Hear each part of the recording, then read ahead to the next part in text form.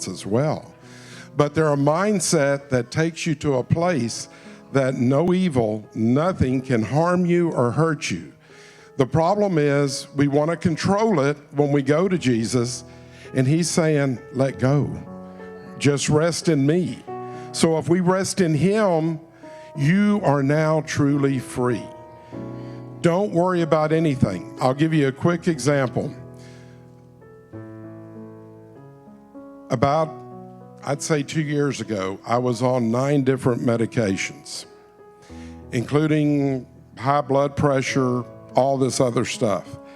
And I started learning about the idea of really letting go and let God be God and ask him, what do I need to focus on? And as of today, I am on no medication, including blood pressure.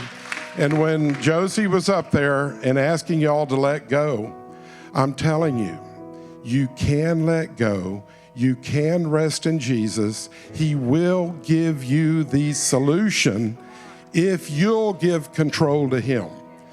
Because I believe that the mind and the heart and the body are meant to work for him, with him, create.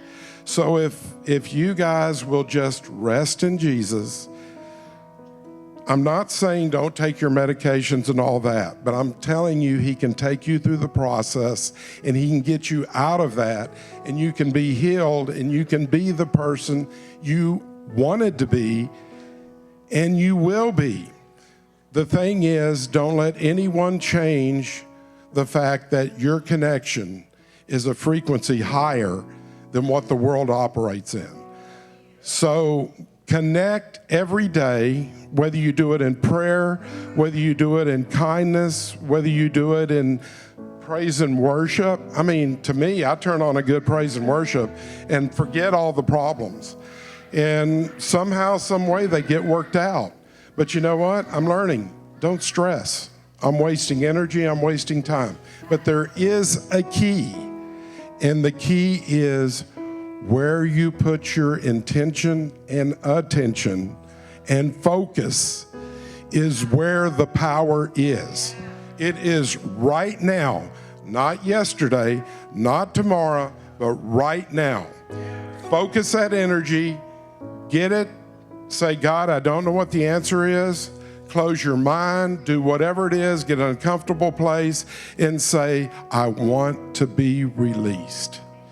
And if you will do that with the intention and passion that God gives us, it's powerful. I mean, I honestly believe that we're going to have worship one day where we won't say one word, but we're all going to come together in intention and passion and love, which is the highest frequency that trumps everything else. And if you will do that and let that be what we come out with, everybody that gets in that frequency will feel it. So that's basically it. And I just thank Josie and Darrin and Sheila and all our pastor group, Dennis and all them, because they're always encouraging us to go there. And I believe for 2020, we are on the way there. So when people won't have to hear about us, they'll be drawn, because the law of attraction kicks in. When you believe with intention and passion that you represent the Most High with the mindset of Christ, nothing will stop the progress that will transform the world, that will make this a better world for us and our children. So thank you. Are y'all tired of me yet? Just kidding. Sorry, I just had to let all that out. I'm kind of like my dad in the aspect of what he says, like everything, whenever, even when I sing, I don't always say it up here, but whatever I speak on, even I'm living it. It's not just something, and that's what I love about my parents as pastors, is because they're not just telling you a story. They're not just trying to get you to do something. He's literally living from his life, where he's at and what he's facing. So everything I sing about tonight, I'm right there with you with whatever it is. That's why I'm just like crying, because I'm like, because my body's trying to tell me other things. I just wanted to share this really fast. It's kind of weird, and I was like, God, are you sure you want me to share it? It's for me, but it's for where we are just as a whole. It's not a long dream, so don't get freaked out.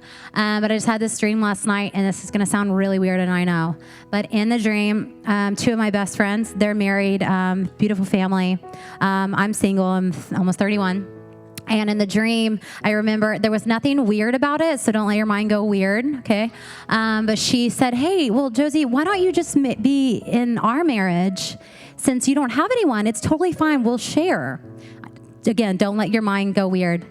And because it wasn't weird in the dream. And I knew when I woke up, I was like, God, what are you saying? And I remember like at first going, yeah, I could just be like a part of what y'all have going on. And then, you guys know we're a very open church. And I was like, well, and then I remember like, as I was waking up, I just realized, I said, no, I want one person that I'm married to, that I'm intimate with. And I was like, God, what is that? And I know it sounds weird, right? But I heard God say that the transition that's even happening is the way to be your own miracle and create your own miracle is for you to have intimacy. You can't share somebody else's intimacy. That's their miracle. That's their child. When a husband and a wife make a miracle, a beautiful child, that's their child. You can love that child. You can enjoy that child. You can learn from that child. But that's not your child that you created from that intimate space, right? I'm talking physically, but I'm representing spiritually. And so what you're seeing even in the body of Christ is the church, people, me, I've been so dependent, especially me being raised by such amazing parents. By default, I just was so dependent on their word from God and their miracles from God and what they were experiencing. And I can learn from that and I can glean from that, but that's their intimacy. And I'm not meant to be married to two other people. I'm meant to be married with me in union with Father and the Trinity, as are you. So if you're looking to your spouse to meet that need or to heal that miracle, I promise you they won't. And I don't mean to disappoint you, but we spend years and years and years trying to get something outside to fix us or something to heal us. Or even me, like right now, I'm jumping from chiropractor to doctor, and I'm just like, I'll sit in my car and just cry. And I'm like, this is not the kingdom way, right? But it's a cry from in here because I know that at the same time while I'm doing that, I'm literally running from this one-on-one with Father because of whatever fear, whatever I think that, he's not going to be there or he's not going to show me truth, whatever that fear is in me, I have to face that if I want to create my own miracle with him. Does that make sense? And when you create your own miracle, especially parents understand this, when you create your own miracle, no one can take that from you. That is a physical thing of how we are meant to be with God. And I don't care if you're married or through a kid or a boss or a friend, you can't share in someone else's intimacy. And that is the change you're going to see in the body of Christ, that it's not one man or one woman in a pulpit and we're all just reaping the benefits of their miracle. We can reap the benefits and we can join together. That's what community and family is. We celebrate one another. I hear your story. You hear my story. We grow, we learn, we have fun. But at the end of the day, it's still you get to create your own miracle. And that is the empowerment that has been taken from people that is being given back to people. And whatever it is, and you can only go to Father, Jesus, Spirit, and ask what that is. But I have not wanted to face it in me. And I have ran from it in the last 2 weeks. I'm like, I'm done. I don't want to. But there was something in me that there was a block with that intimacy for me to get my miracle, my healing in my body. My body is just a physical manifestation of something going on inside of Josie. But until I'm willing to face inside of Josie and allow that intimacy, then I can't create the miracle. Does that make sense? It takes two to tango, right?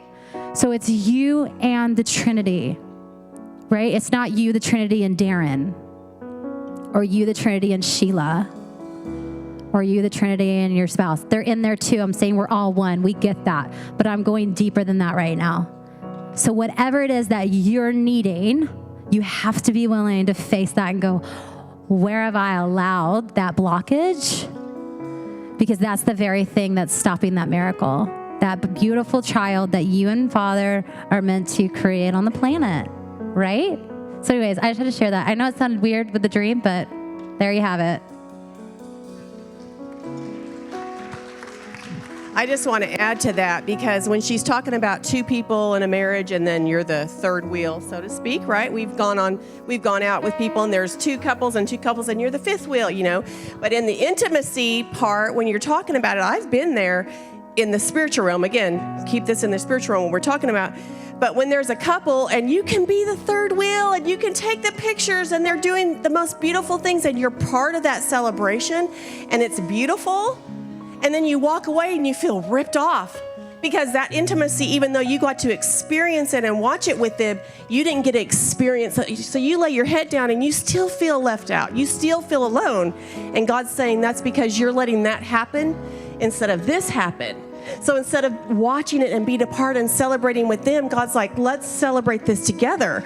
Instead of laying your head down and feeling ripped off, let me and you be intimate. Husband and wife too. He's saying that to you too, because you've walked away from your marriage at times laying in bed at night feeling ripped off. Or feeling alone and feeling like what's happening here? Why am I not included in this beauty? I see these other couples walking and holding hands and they're beautiful. And God's saying, that's what I want with you. And when I have that with you, then you can walk with your spouse, or I can walk with whoever I'm supposed to walk with beautifully. And when I lay my head down, I'm satisfied. I feel fulfilled. And so I just wanted to add that. Shall we? You know, I think part of the problem is we're just so afraid to face ourselves, because if you grew up in the religious sector, you know, just look at Jesus, look, Jesus, it's all about Jesus. And we know it's all about Jesus. You know, you tell somebody, oh, la, la, la, and they're like, oh, it's just Jesus. Well, even in our grace, we've gotten so religious. We know it's Jesus. We're breathing because of Jesus. You know, our breath is Jesus. It's all Jesus, but we're so afraid to just be ourselves, and whatever that is. You know, it's like, well, what are you saying, Jesus? Well, we were talking last night and I'm like, about some deep things. It's like, we're just so afraid to face us. You know, who are we without Jesus? Well, you're not without Jesus, so you're not going to find out. You know, and we think, well, it's just got to be this way. You know, it's just all spiritual. Well, it's not all spiritual. It's also physical, and it's also emotional, and it's all mental, because it's all Jesus. It's everything. It's like, well, I just want it this way. And, you know, I agree, the union, and that's absolutely. But while on the way we're going, she's refusing to settle for being in physical pain, and she's asking God, okay, what do we do all the way? Because God doesn't want her lying in bed, screaming bloody murder, being in pain all the time. He wants her taking action. There's nothing unspiritual about Josie trying to find a chiropractor that's going to help her be in alignment.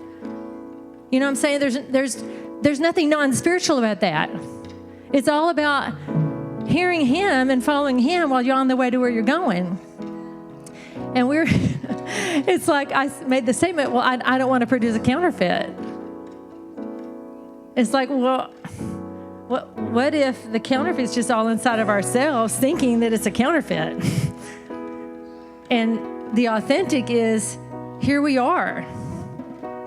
And I just want to challenge all of us not to be afraid to look yourself in the eyes and stay deadlocked long enough for you to see your hurt, to see your pain, to see your abandonment, to see your sorrow, to see enough of the emptiness that you see inside of you to find that God has celebrated you and that you've been missing out on you. He's not been missing out on you. We're missing out on us. I don't know if that makes any sense to y'all, but girls get it. The girls get it. I just encourage you to look yourself in the eye long enough to really look at you. The windows of the soul. Don't be afraid of you. Oh my God, I ran from me for so long. Good night. Who the hey knew? You know? And then you stop and go, wow, God, there you are, right here inside of me. All you're going to find is Him when you look Him in the eye, even if you have to go through all your crap to get there. But you will ultimately in the end, find his eyes looking at you because he's not ashamed of you. He's not hurt by your feelings of abandonment. He doesn't think that you're insufficient. He's not afraid of you being self-sufficient. He knows you're dependent on him for your very breath. He doesn't have an issue with his identity.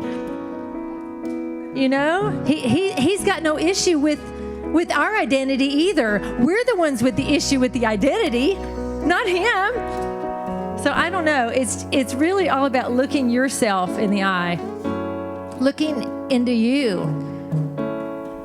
And when I hear people say, well, you're just all self-conscious. No, because at the bottom of you is him. So either way, you're going to get to him however you get there.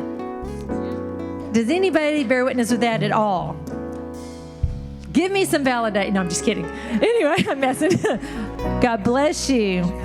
Here's my validation. Thank you. All roads lead to home. All roads lead to home, and you are his home. That's why we're sufficient, because he in us. We made it all so complicated for so very long. So religious, and we didn't even know. It's the relationship inside. He's inside of us. And it's okay that I asked Monica or Sheila something. It's okay. As long as I'm not jumping on them, dependent on them for everything they have to say. But it's okay to lean in for strength. That's who we're supposed to be. That's what family does. We shouldn't be afraid to say, hey, I need prayer or I need something. You know? Amen. Wow. What a rich morning we've had, right? Yeah, amen. Well, is there anyone here for the very first time today? You? The very first time? He says it every Sunday. Is there anyone, seriously, is there anyone here for the very first time? Let's see your hands. Anybody? We don't have any guests today? What? Okay, huh? We're all family. That's right. We're all family. I want to just real quick today thank everyone, all the women who were a part of the women's breakfast yesterday. Yes. Was that not rich and powerful? Thank you so much for coming. Thank you so much for sharing what God has given to you for other women. Everybody was ministered to and blessed. Also, camp. Winter Encounter is the 27th and 20th. No, did I get that right? Yes, it's the 27th and 28th, right? Yes, that is the last weekend of this month. It is $120 to go. We will have a meeting right after church. Please don't forget. Don't get caught up in talking. If you have a kid that is coming to camp, we need to know about it because we're trying to get vans and stuff. Also, if you would like to sponsor a kid, we need your sponsorship. And you don't have to do the whole thing. You can do half of it. You can do a portion of it, whatever you want. But we do need, if there's anybody that would like to do that, that's fabulous. But Brad and Brittany, can you raise your hands? They will be right there, right after church. So please, please come and give them your name. Thank you for that. Also, don't forget the Christmas boxes right in the back. For Pastor Darrin and Sheila, Pastor Dennis, and for Veronica Mabasa. We're blessing them as a group for Christmas. You guys heard me talk about that last week. We're going to keep putting money in until the Sunday right before Christmas. All right? Let's see if I have anything else. I think that's all I have for this Sunday. Oh, offering. Can you ushers come forth? I'm just going to go, where am I? So you know how we do it here. This is all about honor, guys. I mean, this message goes out to the nations, literally. And so if you would like to give, we say that we give because we're blessed, because we have a daddy that's a lover, therefore he gives. So if you'd like to give, bring your offering on up right here. Sorry. Oh, also children. The children 12, if you are 12 and under, you are released as well. You can give by text. You can write a check.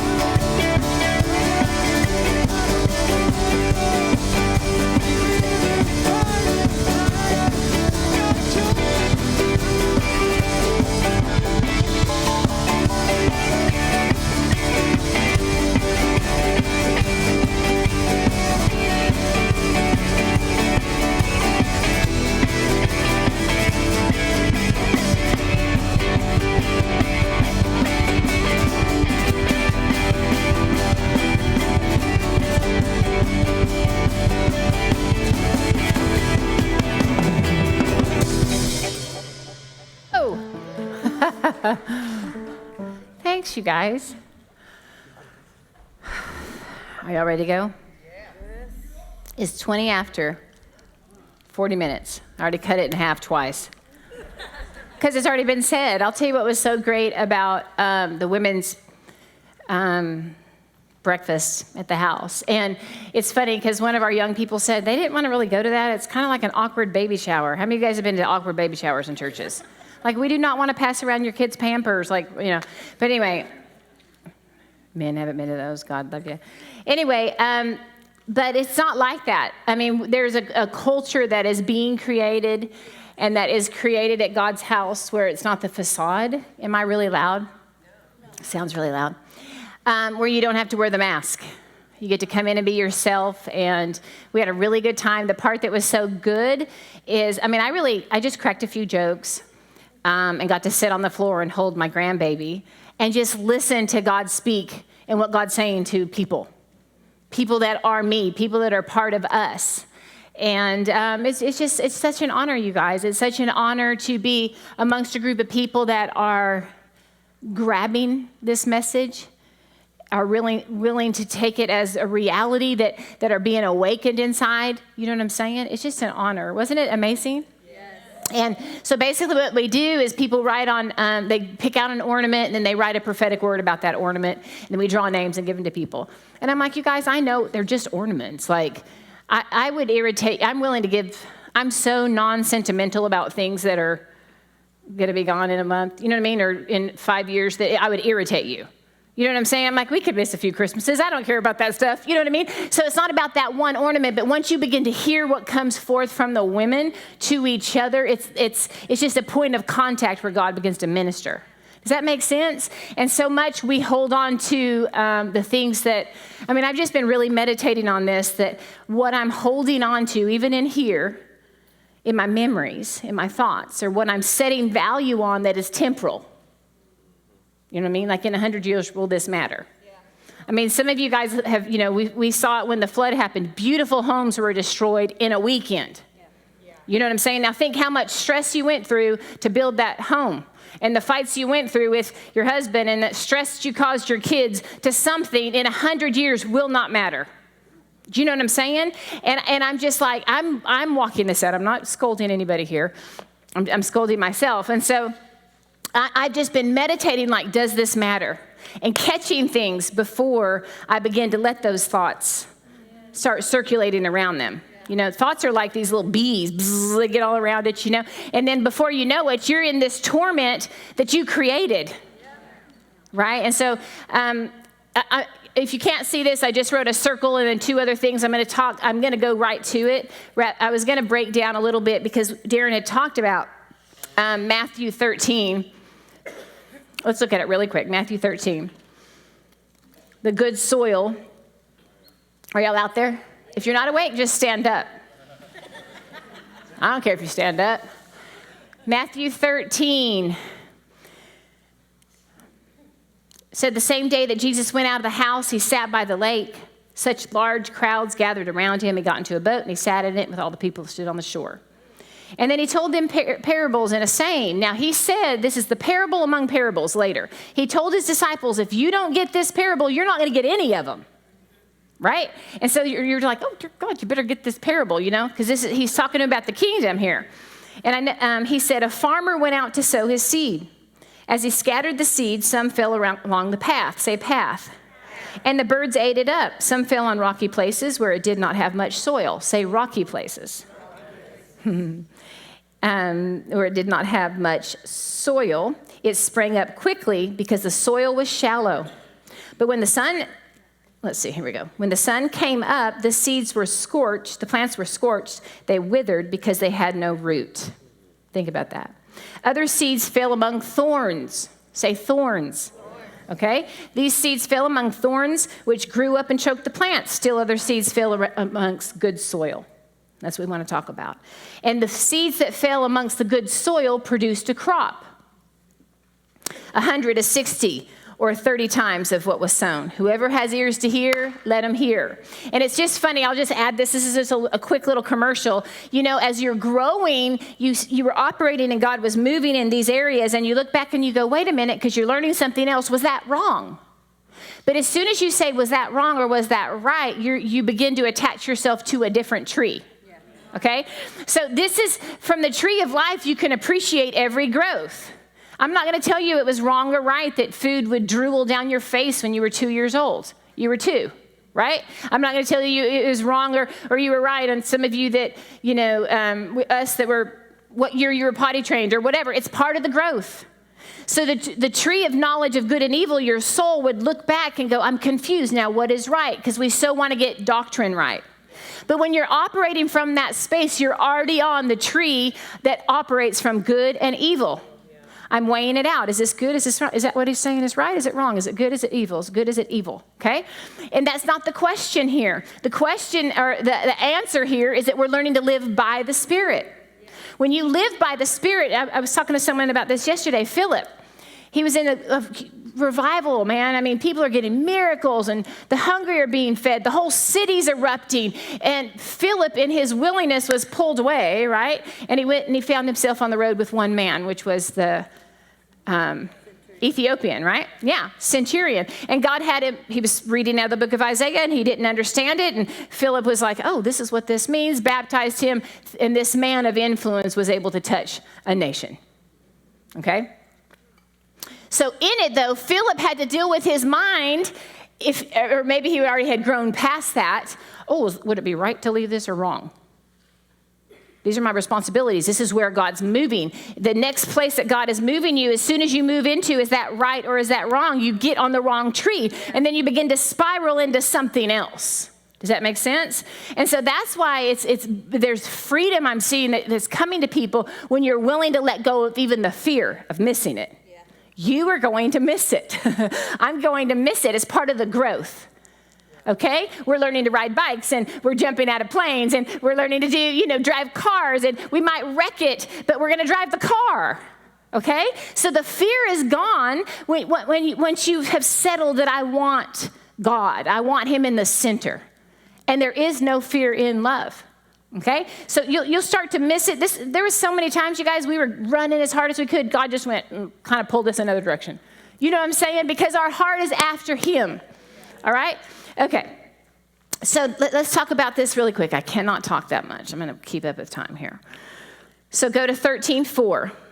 As he was scattering the seed, some fell on the path. Later, Jesus says to them, he tells them, he says in 13:11, he replied, because the knowledge of the secrets of, they said, why are you telling everybody this in parables? He said, because the knowledge of the secrets of the kingdom of heaven were given to you, but not to them.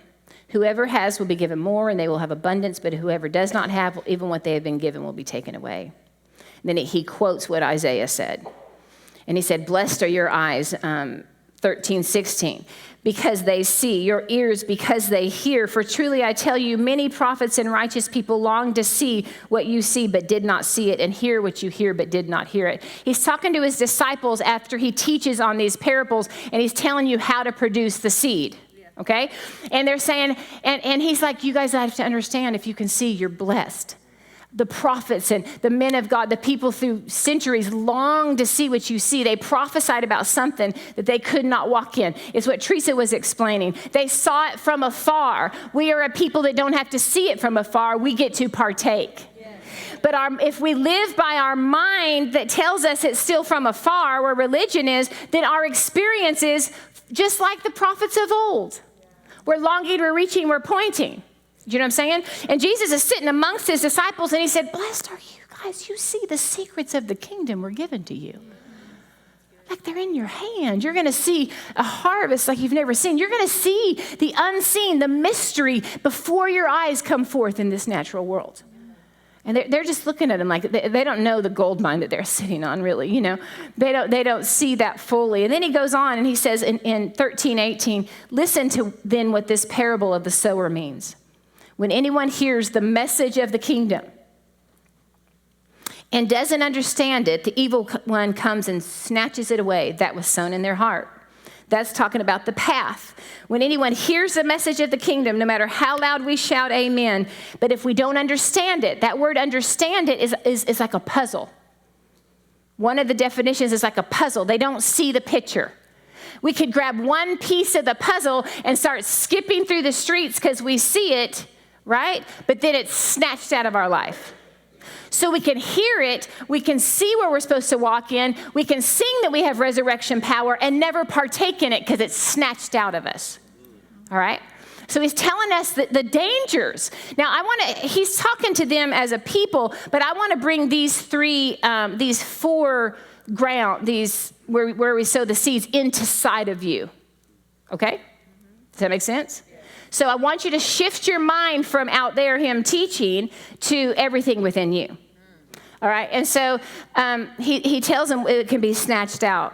The evil one, that word is in Mark, he said Satan, but that word here, when you look up the definition, it just says grief and sorrow. It's not talking about a deity. He's saying when grief and sorrow come in, it's snatched away. The good seed that was sown in my life is snatched away when I settle on grief and sorrow and things that are in my mind, okay? And because I'm going, God, I'm asking myself this, you guys. I'm a big evaluator. You know what I'm saying? I got my hair cut. Anybody notice that? I do not like to get my hair cut when someone that does not have a cute haircut. I'm an evaluator. Like, do not tell me how to look cute. You do not look cute. And, and my hair's been nasty for a long time, so. But anyway, I'm kind of like, do not tell me how to get in shape when you're not in shape. You know, I think like that. Do not sing about resurrection power when you're not operating in resurrection power unless you're planning to get there. You know, I'm talking about myself here. I mean, I'm like, I might as well be singing, Won't You Take Me to Funky Town? You know what I mean? Like, let's sing that rather than we're going to have resurrection power. I mean, I'm not into the church stuff. I'm not into the confession. I don't want to watch the Hallmark movie. I want to kiss the man, right? You ask a girl, we're like, was that a good movie? I'm like, I don't know. There wasn't a love story in it. It wasn't that good. My daughter got so mad when we watched Braveheart because I didn't tell her the lady dies right up front. Because you think, oh, there's a good little love story in the middle of it. You know, it was horrible. But anyway. So I evaluate my life. Let's get real. What I'm operating in is what I believe. It doesn't matter what I'm confessing. It doesn't matter, you know, are we getting there? Yeah. Am I rebuking you? No. But I have to look at my life and say, where is this seed being sown? There's 3 areas that it's going to be taken from me. It's not going to produce. There's one area, good soil, that it is going to produce, and then it's 30, 60, or 100. We get to choose that. I believe when I'm looking back and going, man, we had so much fruit right there. Why are we walking away from this fruit? And I believe that maybe it was the 30. And you marry the 30. It's not that the 30 was bad. The 30 is the kingdom. It's it's like if you're having a harvest and 30% of the crop. The 30 is not bad. Eat the 30. Celebrate, you know. But if you can have 60, right? And so that's the evaluation that I look at my life. So the first one, it's grievous has come in my mind, and the evil one, or sorrow, comes and snatches it away. What God has sown in my heart. This is the seed sown along the path. Verse 20, Matthew 13:20. The seed falling on rocky ground refers to someone that hears the word, receives it with joy. Hallelujah. I can dance at church, right? But since they have no root, they only last a short time. I'm not talking about you. I'm talking about me. I'm not saying you have no root. I know that all of the kingdom lives in you, but there's a place in myself, a soulish place, that the seed can come in that has no root. That mental ascension, it's that thing, and saying the word water doesn't get you wet. This is the seed sown along the path, the seed of rocky ground. Someone hears the word, amen, that's me. But since they have no root, it only lasts for a short time. When trouble or persecution comes because of the kingdom message, it's coming, folks. One of our young people and their parents are like, you're in a cult, it's crazy. A few of them, anyway, we've experienced that a lot. And my heart just kind of hurts. We're not here to breach relationships. Like you start, and I said it out loud to Alex. I'm like, it hurts my heart that where they are with their parents, and Alex goes, oh, Mom, they need it. Oh, I forget that we raised these people. Alex is my middle daughter. No, Mom, they need it. They're like, this is what forms it. This is what causes us to decide. The persecution and the trouble, you need it. Hallelujah. You need that pounding. You need that challenge. You need to see if this is God for you. You need to check and make sure you're not living off someone else's intimacy. I mean, that's what this whole deal for me, as Darrin's dealt with this little sickness, is, I would have told you, I don't think there's that much codependency, but even more like, how do you live with this man and not just say, you just do it for me? You know what I mean? Like, you go to heaven, Moses, And Darrin's like, look, I raised you from the dead once. What else do you want from me, woman? I'll tell you our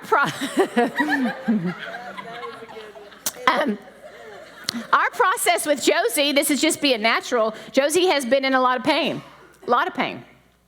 And I mean, dear, we're not that easy to live with, you guys. We have issues. But we're like, we don't want to hear it anymore. You have all of the kingdom in you. We know it's a giant that's slain. Now, I know you guys are like, oh, you didn't have compassion. Oh, come on, we have compassion. But we know that we've trained her. We have trained her to walk in the truth of who she is. And here is where the rubber meets the road, you guys. These systems that we've been under have to come down. Darrin and I are writing down things that have to come down. If we cannot call ourselves kingdom people and live under the systems of this world and be subject to them any longer. We have to go there. And it's sometimes going to take the gritting of the teeth and the tears coming down your face. I'll never forget when Hunter's running when she would run the 800, man, that last kick, and Darrin's yelling, do it! I'm wanting to rescue her. She's crying. I know she's getting ready to vomit over and over and over. Like, this is Hunter. And she's crying. I'm crying just because she's crying. But kick. It's time to kick. And only you can make that decision. If you don't make that decision, you just end up being mad at your coach, you're mad at your parents, or you're going to be mad at us. But if not now, when? Do you know what I'm saying? So let's look at this. Number 22, the seed that falls among thorns. This is in me. Refers to someone that hears the word, we hear the word, but the worries of this life and deceitfulness of wealth choke out the word, making it unfruitful. So here's why the word's unfruitful. I've heard the word for 30 years. Maybe in 10 years it'll be fruitful. That's the rapture mentality. Maybe somebody's going to come on a white horse and rescue me away. Maybe that hasn't already happened. Maybe he didn't give us the keys of the kingdom, right? That's the rapture. That's the victim mentality, right? But am I being mean? Don't laugh. It makes me feel like I could be more mean. The seed falling among the thorns. I had so many notes, I'm not going to get them, but okay. The seed, thorns, listen to this. When the seed falls among thorns, thorns can be a serious physical infirmity, a mental illness. How many of you guys have mental illness? Amen, right? The word of God comes in, the message of the kingdom, and that's as deep as it goes. There's like reject. You start rejecting the word of the Lord. The worries and stinging emotions. A thorn is a stinging emotion. That's that last church that just ticked you off and you're still hurt by them, and then this person comes up to give you a word, and they remind you of your aunt that, you know what I mean? And there's a stinging emotion, and because you're operating in shallow ground, you respond to the stinging emotion, you respond to the thorn, and you never let the seed take root. I'll never forget it. You guys remember when Darrin said he took me to Pentecostal? This guy came. It's the first time I've ever been there. I mean, like, I don't even know what you're saying, and you're going, hey, man, I don't know. I was raised Catholic, whatever. But they're just different. Like, it was like a stage play. I'm not kidding. I'm like, is he for real? Like, talk to me. I'm sitting right here. That's weird. But anyway, sorry. I'm sorry for everyone on Facebook that likes people that grunt and all that stuff. Anyway. I'm sorry. Anyway, so Darrin had this stinging emotion attached to that. A lot of abuse, a lot of control, a lot of religion, stinging emotion, memory, right? But who was that thorn in? It was in Darrin. I'll never forget one of the greatest words he got when we were first married was a guy that was like, and the month of the Lord said, and he's doing all this, and it was the word of the Lord. And God wrapped it in that package to show Darrin his stinging emotion. And he's like, are you going to, and we knew it was the word of the Lord. At first she wanted to go, I don't want to hear what that guy has to say because of the package. But God was exposing the thorn and planting a seed. So that person that irritates you on the third row, no, I'm just kidding. I haven't counted. Get ready, because God may package it up for you. He's not after making our stinging emotions feel better. He wants to plant the seed, right? All right, so here's the last one. The seed falling among the thorns, stinging emotion refers to someone who hears the word, but the worries of this life and the deceit won't choke it out. Good soil. Okay, but the last one, 23, that's us. That's what we're learning. That's me, okay? This is the one who produces a crop yielding 100, 60, or 30 times of what was sown. All right, so let's look at this really quick. If you can't see, you can move. If you don't want to see, you can go home.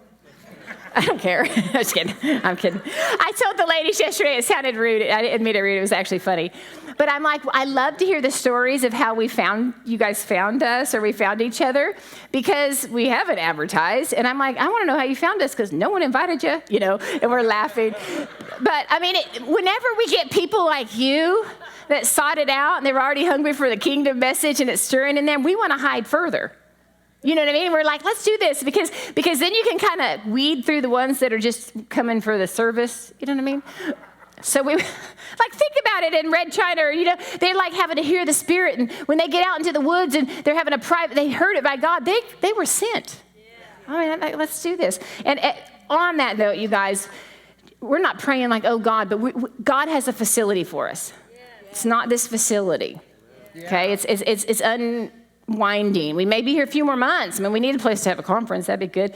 But just with us, we're like, all right, God, give us the place. And shift from your mind of where you hope it is. I mean, it might be like right across the street from your house. That would be awesome. But, I mean, I drive 30 minutes. I'll drive an hour if I know that's what God's saying. I don't care. How many of you guys, 6 hours? 6 hours right here. Caroligo got the longest. She flew over the ocean. She's been a part of God's house for a few years, right? So anyway, that was just a little commercial. Okay, so here we go. You are the good soil already, guys. See, let's look at this word good. It says it's the same word, and it says a good tree bears good fruit. Same word when he called him good teacher. What did Jesus say when he called him good teacher? Oh, he's like, look, he's basically saying, I'm not good enough myself. When you call me good, you're recognizing God, because none is good but God. So let's just do this, okay? The good soil that's you is the God soil, okay? So this is your spirit. It's the core of who you are. Say core. I've been starting this workout. Where is Betty? Is she still in here? F45. And I realized I have no strength in my core. I'm trying to build my core. Okay, so the core of who you are is good soil. It is God's soil. It is God. It is perfect already. It's incorruptible. These things that we sing about, is there resurrection power in here? Well, yeah. Incorruptible. It's incorruptible. I don't know how to spell it right now. It's imperishable. Say that. Think about that. The core of who you are will never perish. Right? Union with God. This is where you're one with God. This is the Christ you. The Christ you is in this room. I'm not just saying stuff when I say that we're honored. I mean, when I'm experiencing the worship today, I'm experiencing Christ in you. I'm not experiencing just Christ in the worship team. Like, it's Christ in you. It starts getting more and more full. The room gets full. Like right now, I want you to be aware that Christ is sitting next to you. Yes. That Christ is in you. Like, it's just a little bit of a shift, but all of a sudden you can be in awe. And all of a sudden you can see past that person's behavior. Because they're not maybe going, operating from that space, but oh my gosh, it's Christ. It is what Darrin was talking about when Mary and Josie sang about it, be it done unto me. She had to recognize that he was coming. She was carrying him. Her job was to agree, she conceived, and then protect. But God's the one that grew him. God's the one growing the kingdom in you. God's the one maturing the kingdom in you. God's the one developing the Christ in you. This is the kingdom. Listen, guys, I mean, the reason we're hitting it so hard, I mean, you're hearing it all around right now, because we've been young for too long. The church has been young for too long. Jesus said, a few thousand years ago, Jesus said, they're going to tell you here it is, but where is it? It's within you. But we've lived like that. Where are the miracles? Let's go to the next thing to find the miracles. Who's operating in it? Us following gifts is us living like that. Am I against gifts? No, but it's for the new, the babies. It's for those that are coming into it. As you mature, you're the gift. You're it. There's nowhere else to go. It's like when Dawn said, when you're looking in the mirror, I want you to tell yourself there's really nowhere else to go. Dear God, it's come down to me and you. Right? So this is your spirit, this is your soul, and this is your body. So when we're up, this is the shallow ground. This is the thorns, this is the path, this is the rocky ground. Okay, because everything here is subject to circumstances, elements, around you, culture. What else? Everything is external. Let's see. It's time, space, external world, genetics, culture. Okay? My mom used to be a caretaker and have a home for elderly in Washington State. And this one man was in World War II. If anybody even looked Asian, he's swinging at you. Like he's panicked that she had a doctor come or is a nurse or something to work on him, and he wasn't going to receive it because he was already back here. You know what I'm saying? So the help that he needed, he couldn't give because he's operating out of that shallow soil, and there's thorns in there. There's stinging emotions. Are they real? Absolutely, they're real. Are we here to help you get them out? Absolutely. But if you don't learn to live from the good soil, the God soil, the deep space, you're just going to be picking thorns all your life. Because the memories are coming. People are going to do you wrong. It's not going to end. You know what I'm saying? You're the safe space. Think about that. You're releasing the safe space. As we're maturing, we can be anywhere. We can be around any kind of people. We can be around people that despise us and understand that we're in a safe space. It's come down to you and me, right? And this man, here's this man, I mean, bless his heart. No telling what this man's been through. I don't understand it. But he was born out of God. One with God. His memories, if he was able to go back, would be from before. From before World War II, from before his dad abused him, from before the disappointments. That's the strength, the truth of who he is. But he ended up living his life out of the shallow soil. So even if the kingdom message came and it's so rich like it is right now in the earth or where we live, even if it came, it'd be choked out because he was living out of those emotions.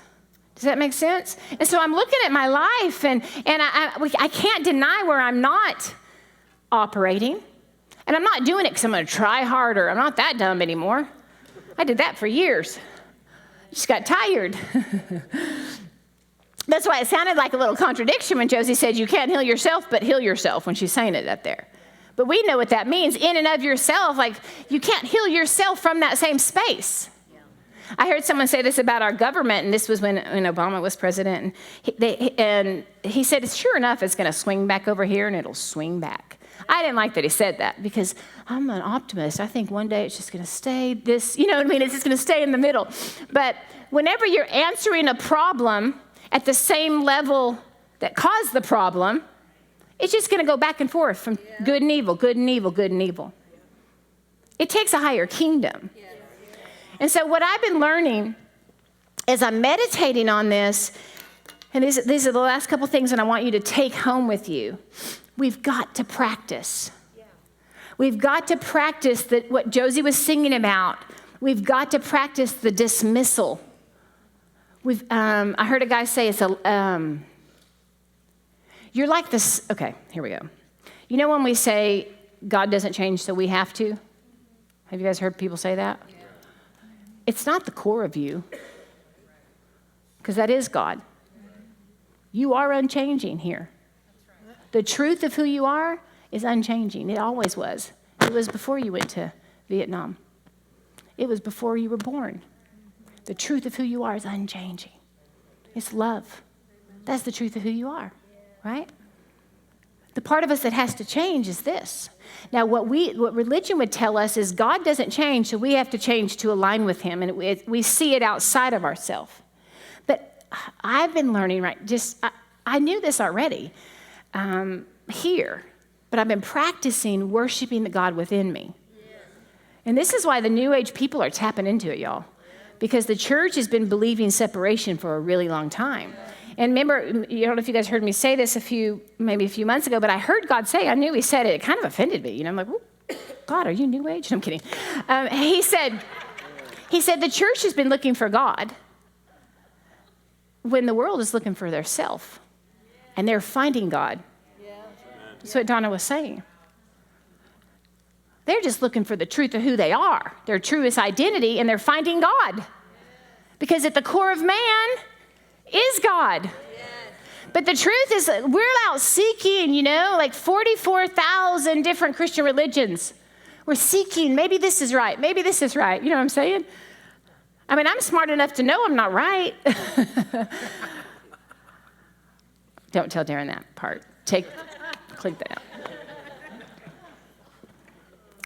But this man said, you're like the sky. The sky never changes. It may get dark. It turns away from the sun. Storm clouds are going to come. Ice, whatever happens in the sky, lightning. But it's passing. Everyone say passing. These circumstances, these things in our life, what I'm practicing is just letting them pass. Good and bad. Memories of mine. Things I've produced out of the shallow soil. Just let it pass. Not even judging it, not even engaging in it, not even fighting it. Yeah, I did that. But that's not the core of who I am. I'm not saying, just leave that person bleeding. Like, take the core of who you are and release the life on it. But it's passing. What in our life is passing that we're trying to hold on to? It's like trying to hold on to a cloud that's passing through the sky. You're the sky. Yes. You will never change on the core of who you are, where you're one with him. The part of us that's painful is painful because we're holding on to things that are changing. We're trying to solidify something that's changing. Come on, you guys have been through death or divorce or someone that cuts you off and never talks to you again. And the death or the pain that you feel is because you were trying to hold on to a relationship or a feeling that was going to change. It was already passing. God's showing me, he's like, there was areas that I thought we would go deep in our relationship in love, like a husband and wife will say, Darrin and I, because we have memories together, which is awesome. We have memories together. We've buried some people. We've married some people. We've laughed. We've fought like hell, right? We split up. We made it through. We had children together. We have grandchildren, right? Memories, but that is all from this space. All of it. God's telling me this. I'm like, okay. Because the truth is we're united in the Spirit. There's a deeper love that we can experience with each other that's beyond our soul. I remember when we sat in the car, our family, after we went through a really hard time in ministry, our whole family, and we're like, we're going to break soul ties. And we asked the Holy Spirit, we're like, show us patterns that we've attached to each other. Because where there's a soul tie, then I expect you to be that for me. Because you brought me so much joy when you were 7. And that's why I'm an overbearing mother, because you brought me joy. I'm trying to find that joy again. What, you're 27? You know what I mean? That's weird, because it's passing. I look at Joni, this little baby, and she's bald, and it's Joni. But y'all, when she's 17, she's going to look completely different. When she's 75, that part of her is passing, right? I mean, we're going to express the kingdom where that part doesn't have to, but she won't stay a baby. So the things that we're holding on to, are you guys out there?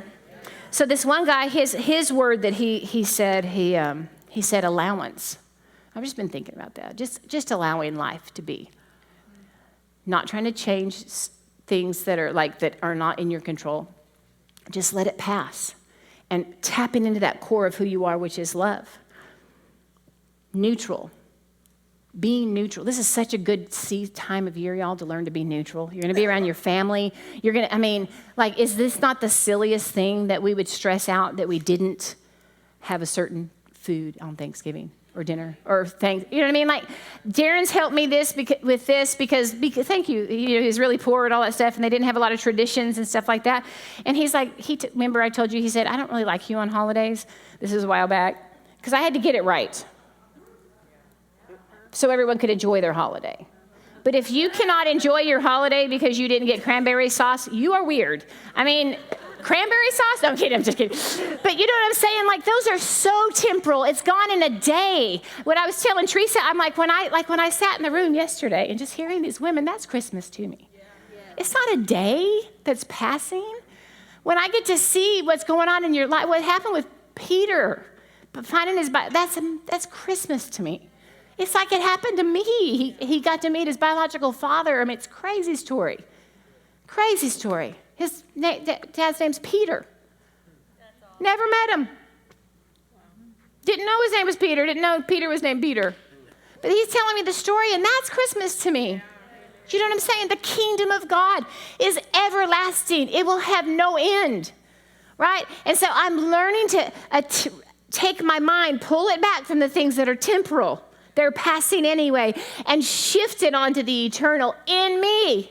Say that, in me. The eternal in me.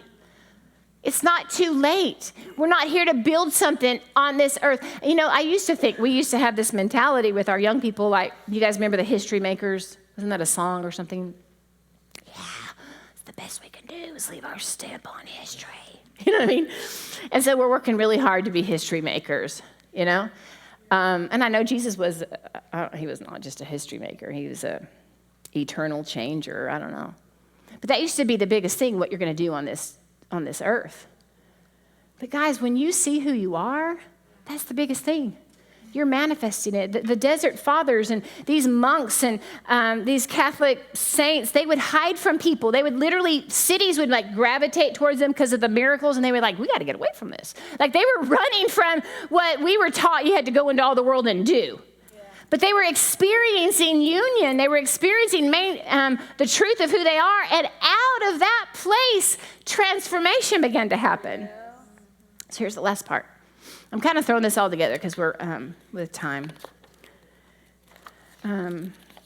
So this is kind of what I'm thinking. If the core of Sheila, if the core of you is God's soil, then the key is, let's be strategic here. Men, we're going to get that deer or whatever. The key is to get the seed into the core, because that's where the soil is good.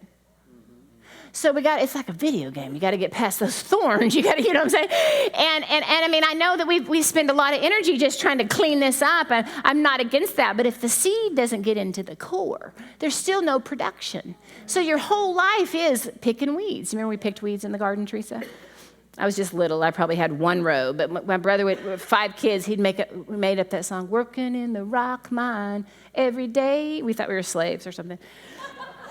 We had to pick weeds. How would that be to pick weeds and never eat the harvest? You know what I'm saying? And so we're going to the core. So I'm like, okay, God, I'm going to the core. So in 1 Peter 1:23, he said, for you have been born again, not of perishable seed. Talking about the inside of you. I'm not talking about somebody else. I'm talking about you. I'm not trying to convince that this is you. I'm trying to get the you to come into agreement. You come into agreement from here, and from here you start taking care of all the disagreement. You start taking care of all the thorns and the rocky places. I can't say it correctly. You can't listen to enough motivational speakers to get there from here. For you've been born again, not of perishable seed, right here, not of incorruptible seed. I can never be corrupted. I am sinless, right? But of imperishable, through the living and enduring word of God. For all people are like grass. And he's talking to them in their day. He's talking to them that people are like grass, and all their glory is like the flower of the fields. It's passing. The grass withers and the flowers fall, but the word of the Lord will endure forever. And this is the word that was preached to you. He's talking to him about the kingdom message. That message that was set inside of you is forever. Amen. So if it's God's soil and we're hearing his words, which is an incorruptible seed, what's going to happen? The soil's God's soil, good soil. The seed's incorruptible. What we're producing can't perish. It doesn't fade away. 1 Corinthians 1:23. So it will be with the resurrection of the dead. This is Paul. He's talking about what's coming because 70 AD hadn't come. There hadn't been the full consummation of the church where people were getting to walk in it. So he's still pointing to something, and they're in the transition. 1 Corinthians 1:23. So it will be with the resurrection of the dead. The body, talking about Adam's body, the race of Adam that Jesus came on the earth to bring to the grave, that is sown, that is perishable. It's going to be raised up what? Imperishable. It's sown in dishonor. It's going to be raised up in glory. It's sown in weakness. It's going to be raised up in power. It's sown a natural body. It's going to be raised up a spiritual body. If there's a natural body, then there's also a spiritual body. So it is written, the first man, Adam, became a living being. The last man, Adam, became a life-giving spirit. The spiritual did not come first, but the natural, and after that, the spiritual. Here we go. The first man was of the dust of the earth. The second man is of heaven. As was the earthly man, so are those of the earth. As is the heavenly man, so are those of heaven. Is that really that's talking about us? And just as we have been born the image of the earthly man, as mankind we born the image of the earthly man, so we shall bear the image of the heavenly man. He's talking about what's coming.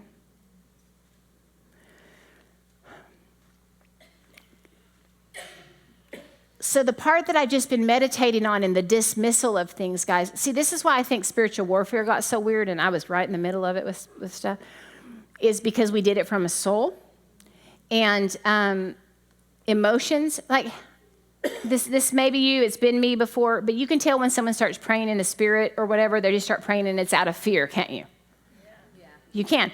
Or it's out of effort. It's out of longing. It's not from a deep space. And then you can tell when there's a shift.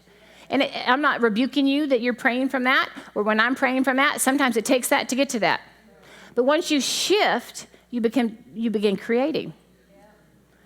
Like some of what was happening here, this isn't going to get it. You just start receiving stuff. Does that make sense? Creation begins to happen because it's a spiritual dynamic. Everyone say spiritual dynamic. So let me see if I tell you this. So I've just been meditating. All I was going to do is re-talk about some of the stuff we've been talking about, but I've just been meditating on how Mary did it. The seed was planted in her. She protected the seed, and she brought forth the son, right? The seed of the kingdom is planted in us. I know it's planted in you. I'm seeing the growth, you know? But in the midst of it, it's us holding that to be true and this to be like shadows, like passing. It's not true. It's an illusion. That man that's going to do surgery on you, he's not Japanese, and he's here to help you. But if you live from that shallow place, all you can see that someone's there to cut your throat. But that's where we live. And what Josie was saying, how she's got to face some things, it's these areas that block us. Maybe it's fear, maybe of coming into the truth here. And a lot of it for me has been control. There's of just letting, it wouldn't appear controlling because I'm really good at it. Sorry, but some of you guys are not good at controlling. Like, we all know you're controlling, you know. You got to be a little bit, yeah, just kidding. Like someone could control you with their silence. Exactly. Yeah. And everyone's I've been to all the birthday parties and anniversaries in my family, and the person that speaks up and tells everybody what to do kind of embarrasses themselves because they're controlling. Like, just let everybody be. It's a party. But also the person that's over here pouting in silence is also controlling. You know what I'm saying? Because that's our issue, because we're holding on to a system on how things should be. And there's that letting go. And I was just even thinking, we think we want the kingdom to reign in the systems of the world and the government. He said that his government came to earth and all the governments would come under his authority, but it's not going to come outside of men and women of God letting these governments in your life come under the authority. It's just not going to happen. And you can feel in your physical body, let's see how to say it, that stinging emotion. And you have a choice right there if you're going to go to the deeper place. As you go to the deeper place, those stinging emotions leave because light is shined on them. Yesterday, two different things happened yesterday. Right before the women's breakfast, I got a text, and it hurt my heart really bad. And I just, went into it. And then right before internship, I got another message from someone, and it felt like someone punched me in the stomach. Like I couldn't breathe. It was that quick. And I knew right then I can go into a tunnel. Now, the old person, you want to process it with someone, even if it's just the safe person, You want to process it out loud. You want to go there and work it through because it's So I went into the room, and I heard God say, "Dust your feet." And what I would do as a leader is, because people get hurt, there was times we were just in survival. I don't know who got hurt under us because we were so hurt. It's not a good position. It's like being a parent. Doesn't it suck when your kids hate you? You know what I mean? It's just not, you're going to get it wrong. And people get hurt. You don't even know they got hurt. And then you're so brokenhearted that I don't want the power to hurt people. I don't want to, you know what I'm saying? You're just and so my issue in the past would be I'd go down this thing. Well, God, what if I'm not seeing it though? You show me where I've really done this. I don't want to, families that say we're a cult and then they're not talking to their kids or whatever. What can we do different? And you go through this thing because we're not happy about that, right? And then I have to just trust that God will show me because it's still me after control. Even though I want to humble myself, even though, you know what I mean, you panic. Because you look at what's going on in the world and people fight and they think they're right and they're not right. They're standing for things that are horrible, but with all their heart, they think they're right. What if I'm that person, And I have to decide if I'm going to go down that path. I'm not generally, probably Darrin's the last one to go, the people closest to you where you want to hold on to be right. But for the most part, I've learned to take joy in just being wrong because I've seen where God's taken me whenever you go there. You know what I mean? It's kind of like what you were saying, Pam, when you go to meetings after addiction meetings or whatever. It's such a neat atmosphere because people are already in a broken place and they can already be real. And so I know it's very beneficial for me to be wrong, but if I go down this path of looking where I'm wrong, then, because God told me to dust my feet. I brought some shoes just because I'm going to go clean Monica's house because she's moving today. It's not for a visual, but let's use it. So God told me to dust my feet. Well, the dust, it said earlier that the dust is the atom, it's the flesh, right? And he would tell them, he's like, when you leave a city and they don't receive that message, dust your feet. And it's as simple as, it's like if I was carrying these shoes around and they're full of dust, just dust them. That's what you owe it. And then he said, and go. He said, release them and go and preach that message. I know what I'm on the earth to do. If I get caught up in flesh, even if it's my own dust, my own thinking, right? I'm going to get entangled and the seed is not going to hit the good soil. And I went... Now, before, my thought process would be, as you're growing in this, well, I'm being insensitive. I need to do that, because this is so... But I knew God said it, and there was also people in the other room, worshiping, so that was easy. I had to, I could do this or I can do that. And so I moved right out of it, and I felt freedom. And my mind still wants to go, are you just trying to be right? Are you saying, no, I'm not taking a stand. There's some things you've done that are wrong. You don't know. What else can you do? You've already apologized. Dust your feet. You cannot heal that person, even if you're the one that afflicted them. Amen. You can be brokenhearted over it, but that's enough. I remember telling somebody, because they apologized to their kids all these years for things that they did. I'm like, that's enough. That's enough. You are not God. You cannot heal them. If you've sincerely apologized, walk on. and move back into that deep space of freedom. And I mean, I went from feeling like I got punched in the stomach and like the tunnel, and I'm getting several other texts about this, and to, I could do that? And not letting my mind accuse me that I don't give a crap, you know what I mean? And I know what I'm saying is so simple, guys, but we are practicing. Everyone say practicing. What is flesh and what is the truth of who you are? Everything that we've birthed outside of God is an illusion. It is temporal. It is passing. And it's really good to let some things go. I heard this guy, he's 70, and he moved and he sold everything. Everything. Every picture, every book, he gave it away. He's going to start over. And I've already been excited about, and then the Aussies come, and they're like, put everything in storage, sold a bunch of stuff, right? And just start again. And they're like building their van and going to travel in the United States and stuff like that. But there's something in that right there of letting go, where control gets let go of. Do you know what I'm saying? And I'm like, I told you I'm irritating. I'm irritating when it comes to sentimental things. I'm not judging you for being sentimental. But I'm kind of, I told Darrin, he came in there and he's like, he thinks I have attitude right now, but because I'm just in this space. It offends me, Eddie, when I look at I have this really cool armoire that Darrin bought me that's old, and it looks kind of Roman, and it's kind of cool. It offends me that is going to be around after people die. I don't want your dishes, Grandma. I want you. I'm talking from the God in me. I'm not saying if you have Grandma's dishes, go break them and then be mad at me later. But I'm saying it's not right. That's what the God in us is saying right now. But we've got to continue to tap into it. It's not right that buildings that man built are going to stay on the earth and we're going to perish. We know that we're bigger than that. That's what, guys, this moment, I don't want to miss it. I told Darrin I don't want to miss this time on earth that we can practice this stuff. I mean, I get to practice it today.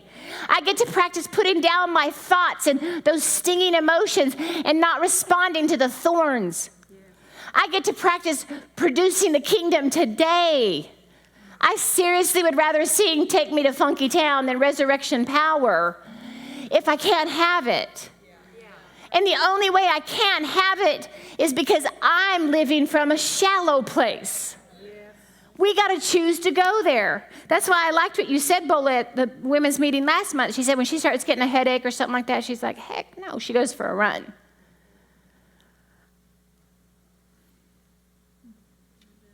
I mean, I'm talking about gritting your teeth and pushing past some stuff because it's the truth of who you are.